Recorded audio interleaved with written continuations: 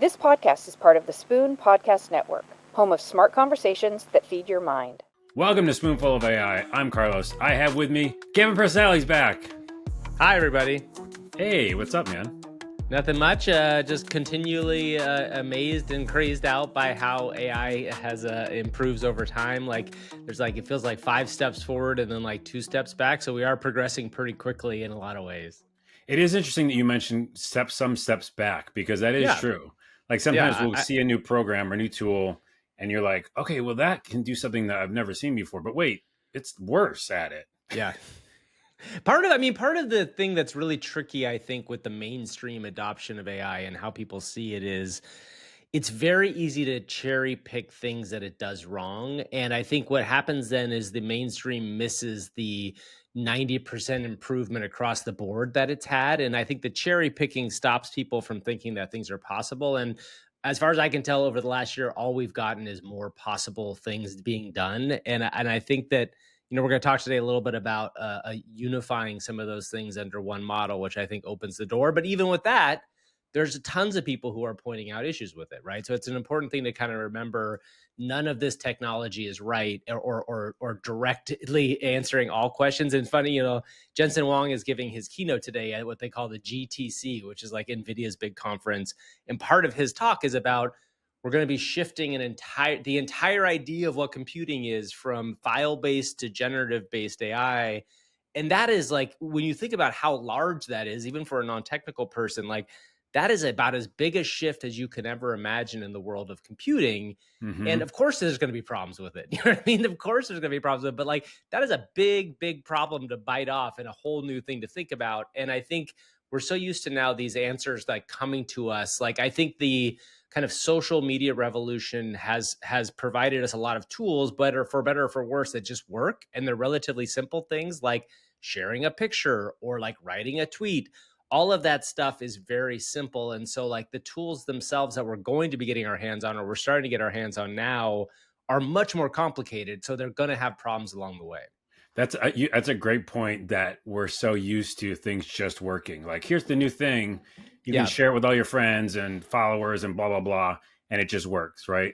But when you start digging down or making major changes to infrastructure of how things work, there's going to be a lot of things. Side note, you said like some social media things that are just easy.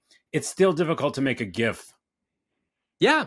Yeah, which you would think you think that would be something they could figure out. And that's like complicated because it's multi-step. You have to like first grab the frames of it. You then have to make it small enough so that it doesn't like become a shareable, 100 megabyte file. And all that stuff is like, you should be able to do that in one step, but it's not. Mm-hmm. It's like, and there's all these like bespoke websites that have started because of it, some of which are like terrible places to go. Like you don't necessarily want to be there, but you're absolutely right. Like that's a good example of something that like you would have thought would have been solved. And by the way, you know what did solve that in a lot of ways is like Giphy solved it, because Giphy is a place where all that stuff lives. And most of the time you don't need to make one.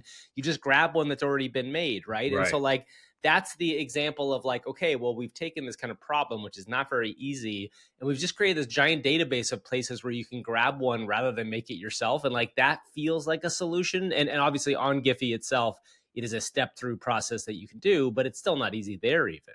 Yeah. And I remember using Imgur, which is still a site and still a thing. And because I do a lot of gaming content as well, and trying to make just a gaming clip that was a GIF, still difficult because, Giphy or other sites will like convert it for you, and that's lucky.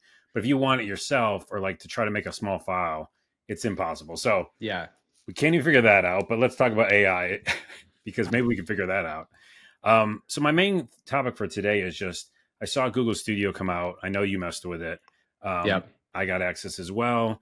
And just kind of plugging around in there, I have a couple major issues. One being the image generation's using an older model. So it's using Gemini 2, and I'm using Gemini 3 normally, right? With my other account. And that's producing some amazing things, actually. So I love Gemini 3, kind of used to that. Went over to Gemini 2 to be like, okay, what's the new thing here? Which is essentially an all-in-one place where you can do many things, including, hey, help me with the story itself. Like, I want to create a story. Help me write that, but then also provide images.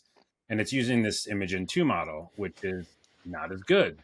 So while I did it and it did produce some interesting results, it made me just more question about this idea of a one studio to rule them all.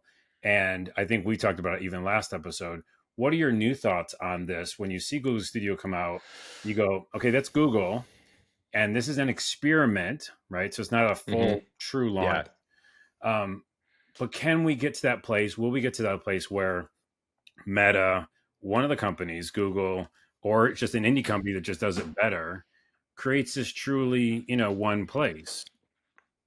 I mean, okay, so I think this whole thing, somebody just was messaging me as to I just saw a tweet about somebody, AI Warper, who I like on Twitter, who does a lot of fun experiments, was talking about how Stable Diffusion had just come out with something that looks like tools like almost everything else, right? And that how many of these things do we need essentially? And in my mind, what you're looking at here are, I think, probably 7 to 10 companies, if you want to kind of include all the extra little ones, that are all trying to get to what you're talking about, which is this idea that you would go to one place and do all of the work you would need to do, in this case, image generation, but also text and everything else. And what's different about this new Google model is that it's truly multimodal. And it's the first multimodal image-based model, model that has image generation within it that we've really been able to play with for the first time, right? And this was what was promised by OpenAI way last summer.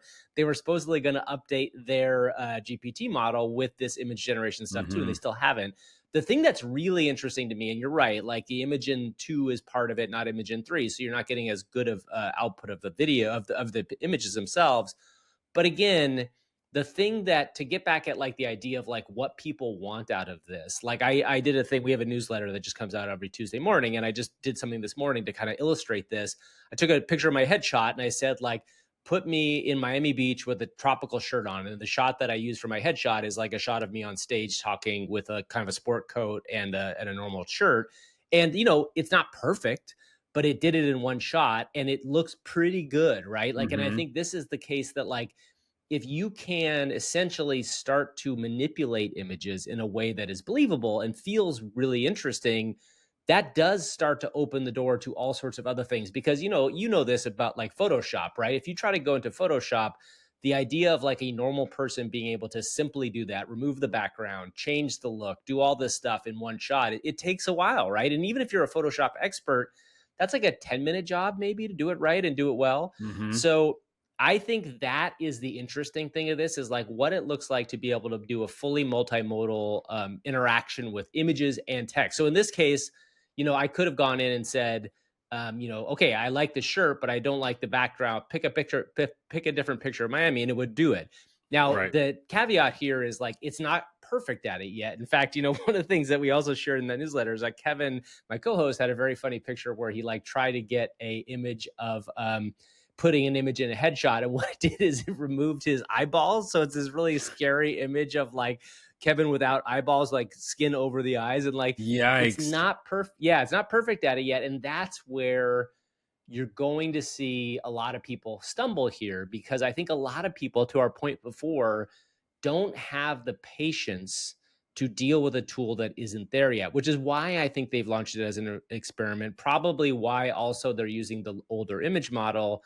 They're trying to figure their way through this. And of course, we also know that Google has had major issues with their whole diverse presidents conversation and all that sort of stuff. So if you weren't following that, there was a whole kerfuffle last year where Google released an image generator that allowed you to make the founding fathers pictures, and they were all coming out as diverse, which, I think from an intention wise, I understand what they were trying to get at. It was a huge kerfuffle because obviously American founding fathers were not diverse, and that became a big thing.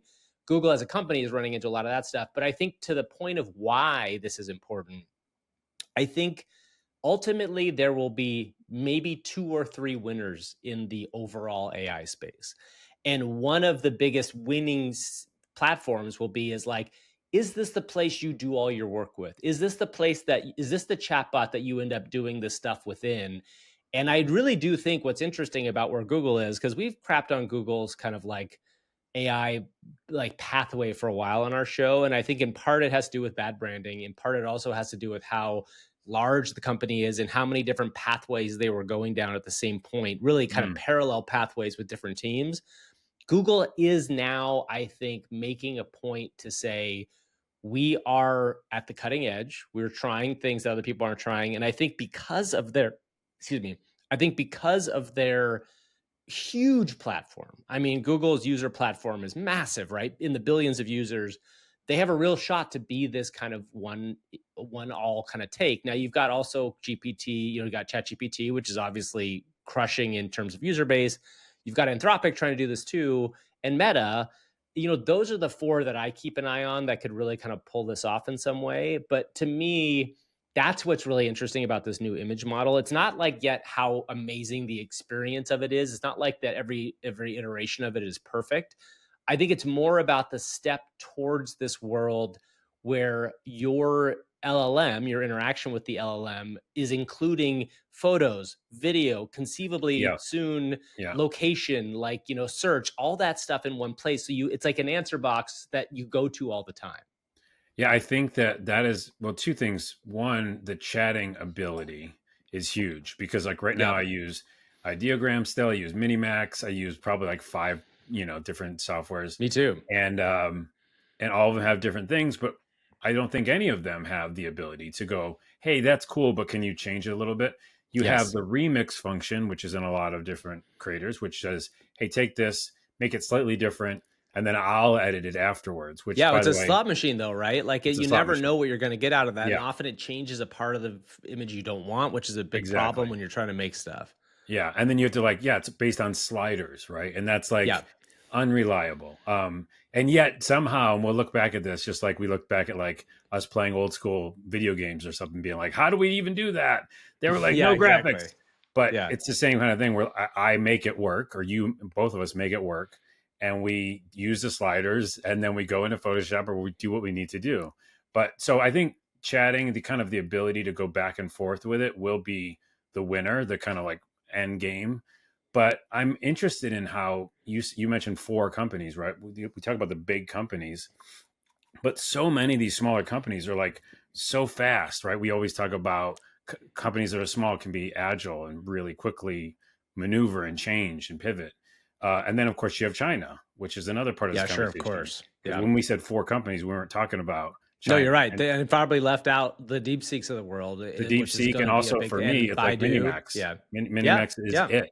Yeah. The stuff I'm doing with them and the way that they're taking all data, they're like, their filters are pretty much very little, and it just lets you learn more. I mean, that the ability that I can do right now with video and their newest model with the director as well is like movie quality. Like I'm finally hitting Sure. a scene that feels just straight up like, if nothing messed up, or if I cut it out with Premiere so you don't see it, the hands, you're like, okay, well, there you go. That's kind of what Yeah. we were trying this whole time. So you have them, they kind of come in, the Chinese companies, and then you have all the small companies. So I still don't know. I think a healthy marketplace is great, right? We want competition.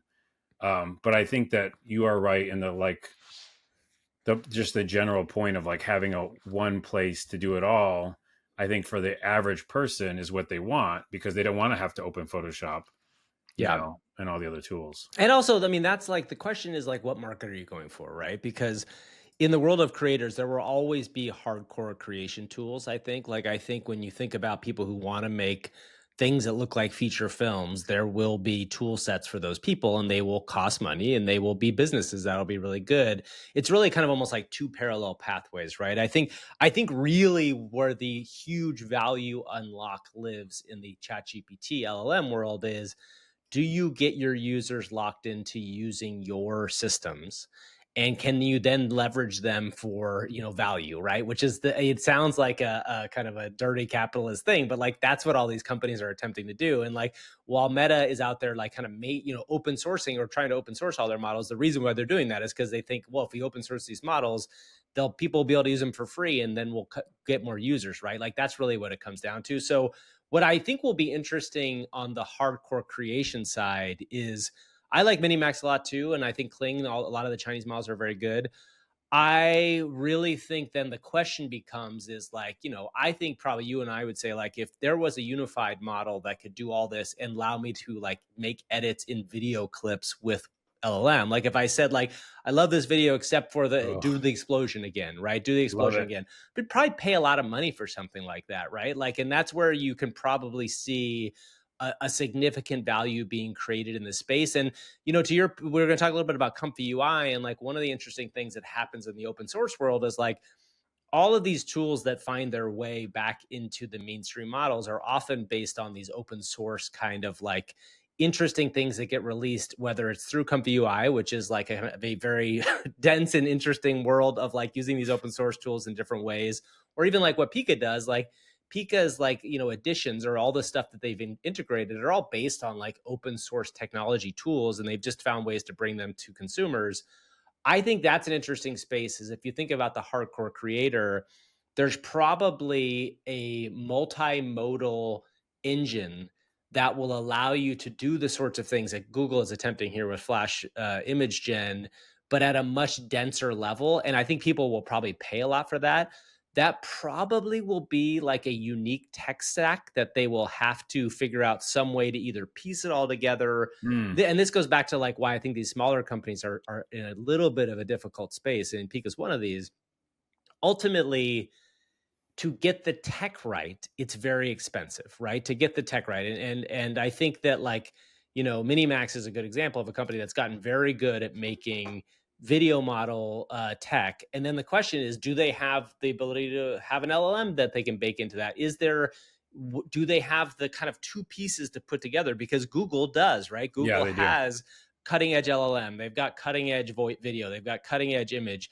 They can piece all those together. So that's where like those companies may be SOL a little bit. But, you know, I think there's a world where one of them could win that game. And, you know, I think Adobe's trying to be that company. I'm not sure, you know, if Firefly is the answer, but like, I think that, they're trying, you know. Yeah, the Firefly is interesting in the fact that, and that kind of dovetails nicely into that, because that's that, okay, we know where all the sources are from for this, you know, model, but at the same time, it's not as good. So no. Well, let's just jump real quick, because you mentioned Comfy, and I wanted to talk about them for a little bit, or that workflow, the workflow. So in this, and I think, let me jump back real quick. I think you brought up a good point that I often forget, especially on this show, is that I am and you are the hardcore content creators, and there's another chunk of people, which is a huge number, that don't need all these bells and whistles that you and I want. So there is that kind of other world of like, who will solve for AI's just generalized use. Right. Well, it's also, by the way, speed to creation. Like, I mean, just yesterday, I don't know if you saw this, but I made a video where I just basically only used Hydra's tool and didn't edit. And to me, like, it's not great. I did it in like an hour, right? So I did it very fast, but like, there's something about that workflow, even for hardcore creatives, that's important, because like, yes, you might want to spend 8 weeks like the AI for Video guys did on their new video, Karen, which everybody should go watch. It's a very funny fake trailer. Or you might just want to try something for an hour and see if it hits, right? And like, this is the differentiation, I think, even for hardcore creator type people. Yeah. Oh man, don't get me started on Hydra though, because again, that's one of those in between moments where the lip sync is almost there. It's almost there. Yeah. So close. So speaking of, you know, other ways you can do AI, obviously for a very long time, there's been this kind of local model, which for people who don't know, you can obviously run your own AI programs on your own computer to kind of keep it simple. And then there's lots of different workflows that are set up that allow you to process this information. I'm very bad at explaining this version, the local version. But one of the tools is called ComfyUI, and it's well known, and people love using it because it allows for a lot of like plug and play of different filters. You can take different models, LoRa's, which are basically a creation of kind of, how would you describe a LoRa? A LoRa is a unique set of data visually that allows you to fine tune a model to only produce that sort of specifically face or type of visual, right? Like, so like there's a LoRa, you can train a LoRa on a specific face, you can train a LoRa on a specific visual type. It's a kind of a smaller model that allows you to kind of butt it up against a bigger model and have the output only be with that. That's what I meant. There you go. That's what I meant to say. So with this workflow that you can do on your machine, in general, you need a pretty hefty PC. You need some good Yep. VRAM, Or and working in the cloud in some form, like or on a working in the run pod cloud or like something. Mimic Yeah. PC, Yep. and you can Yep. basically just rent a PC online. Um, Yep. but what's interesting is even with the most, in quotes, powerful, I think, versions of these local stuff, it seems like I still hit a wall. If you are running it locally, it takes a very long time for a very short, output, especially if you're doing video. I messed with the Yeah. 2.1 or whatever and got 4 seconds. I got four Yeah. seconds of video and it's wrong, after Yeah. 5 minutes or something. So my point is I'm just always baffled by Comfy because this workflow idea where people put in filters, they put in these modules, and it all seems so cumbersome and so watch a million YouTube videos just so I can get one thing done. And Yeah. then the creativity, by the way, speaking as a creator, goes right out the window because Yeah. I'm so tired already, by like just Yeah. getting this damn thing to work to get close to my realization of what I was trying to do and why I use cloud-based models and Minimax and stuff like that. But I guess there really is no question. But I guess I want to know your experience with that whole world. My this goes to what I was saying before, is that like I don't find it worth it, and I know that if I had endless hours and I would had an endless ability to kind of start this up. I mean, this goes all the way back to like a year and a half ago when I was first really experimenting with a lot of this AI stuff. Like I spent a lot of time working in ComfyUI type things, originally working in like the OG Stable Diffusion 1.5 world, which allowed you to kind of make uncensored stuff and you could run it locally or you could run it in the cloud. And to be honest with you, it became a very heavy burden. And I think the reason why this is something that it reminded me a lot of, and this still does remind me, Comfy UI reminds me a lot. I'm old enough to remember this, but I wasn't that young. I wasn't that old then, but of the early kind of like PC modding, even before that, like in the old school, like early computer days where people were making bespoke software to do specific things. And it would be like this whole kind of hacking community behind the scenes, which by the way is super awesome. And I think if people really love that sort of stuff, like it's a very cool thing to do. I think ultimately the tools now are at a place where the value is still there. If you make a really great Comfy UI pipeline and you can make stuff out of it, sure, that's great. But then the question is, to your point, Minimax, which kind of gives you outputs that are pretty close to uncensored, or maybe not uncensored, but like you can do stuff you can't do with the American stuff, or in some ways, is that not close enough? And where does that stop your creativity level? And for me, to your point, I believe my creativity level gets crushed if I'm Yes. spending multiple days or at least multiple hours trying to figure out technically how to connect something. Yeah. I don't even do it anymore. And I know that some people will be like, that's blasphemy or whatever, but like to me, it's really not worth it. And I guess if you're really trying to create like, very, skimpy booba girls, and you're trying to do the sort of stuff that like you really can't get out of a mainstream model, I understand it. But even people like the Door Brothers who are doing very kind of edgy, creative stuff, that's where I think even the Chinese models allow you to do things like that for better or for worse. I think the one thing that I keep coming back to that is trickier to do, which may or may not be a bad idea to make it tricky, is using images of real people to do things, Oh, right? Which is what the Door Brothers do, right? Like they yeah. take pictures of Biden, or they take a picture of Trump, or they take a picture of Vladimir Putin, and they make videos with those guys. That, like, you still do need some sort of kind of off the shelf, like whether it's a face swap thing to be able to do kind of locally so that you can get it done. So that's the one area where I think probably you're stuck a little bit trying to figure out these open source tools. But other than that, ultimately, like I think we're going to get to a place where these mainstream tools will allow you to do all the stuff you might want to do. For me, like the big thing is like I want character consistency, which still isn't perfect, Oh, but like it's getting there, right? it's Yeah. elusive. It's Yeah. elusive. But that will get solved, I feel like. Now, it's character consistency, but you're not going to be able to use like, Elon throughout everything, Right, because right, right. there's a reason why they don't want you to do that. And I Yeah. understand that reason in some form or another. But I don't want to use Elon. Yeah. But You want that's what I mean. You want to use your original character, which Yes. then in that case, like it really did you see there's a really great video that this guy Kai, who I've shouted out before, shared in our Discord, but also has publicly shared, where he used this new Google system to kind of do a front and end frame for a full kids animation show. And what was interesting about that is using this new Google system, he was able to get like a character. He was able to get a character, which I think in this instance was like a little kitty, like kind of a Pixar looking kitty. Throughout the whole thing, there was character consistency. And that's one thing that conceivably these multimodal kind of unified models can do, is they will understand, oh, that's the character the user's talking about, and I want to bring that thing through. That feels like a pretty big win if it can work. It was also a kitty, though, just to put an asterisk. No, sure. But it's like, I think ultimately there will have to be a solution for a person, right? There will have to be some sort of a solution. Yeah. But I can understand the complexity, because when you make someone who looks really, really realistic, like I've done, there's so many points to remember on that facial feature, right? Yeah. And so just mathematically, I get why it's difficult. I'm not saying that, but and then really quickly to close on the Comfy thing, the only thing that I just want to like stand on the soapbox for 30 seconds and say is the idea with SD or Stable Diffusion and all that stuff, in the very beginning, 111, all that, or 1111 or something. Yeah. And Comfy, I just don't know who originally was the programmer or programmers who wrote the idea of that language, because it's just math. It's like blah, blah, blah, parentheses, dot. And I'm like, no one's going to do this. Like, for the short term, it might be a fun, nerdy hacking thing. I used to hack PC stuff, did hexadecimal editors. I get it. Sure. But it's still, to this day, I went back to Comfy.